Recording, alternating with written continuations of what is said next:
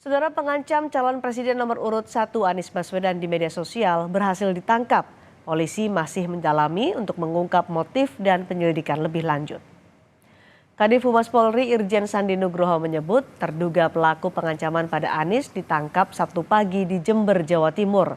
Pria itu berinisial AWK berumur 23 tahun dan tengah diperiksa tim gabungan Barreskrim Polri serta Polda Jawa Timur.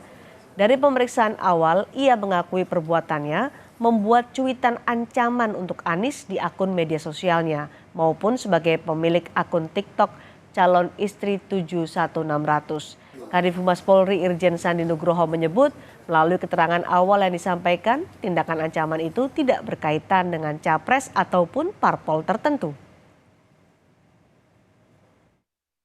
Pelaku yang telah mencuitkan di media sosial tentang pengancaman penembakan terhadap salah satu paslon ternyata sudah ditangkap tadi pagi berdasarkan informasi dari masyarakat dan kerjasama dari Direktorat Cyber Barreskrim Polri dan Subdit Cyber Polda Jawa Timur yang berkolaborasi dan alhamdulillah telah membuahkan hasil dan saat ini pelakunya sudah ditangkap dengan inisial AWK umur 23 tahun di daerah Pasuruan Jawa Timur atau tepatnya TKP-nya di Jember.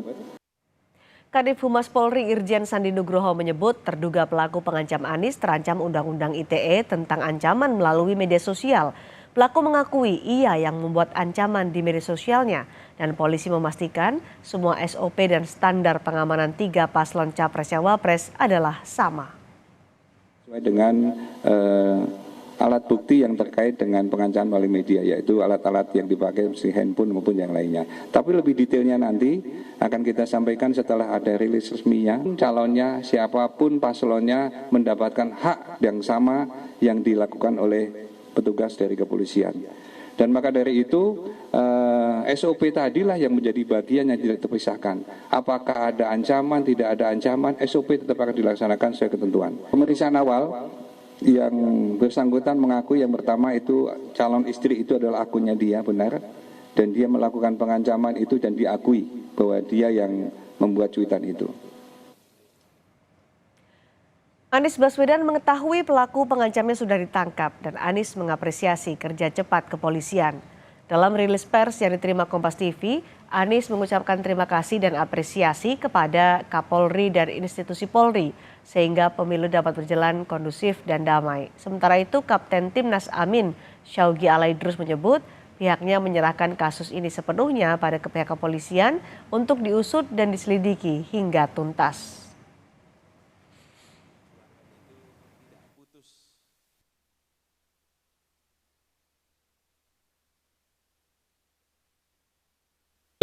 Ya kan, mudah-mudahan ini seterusnya seperti ini.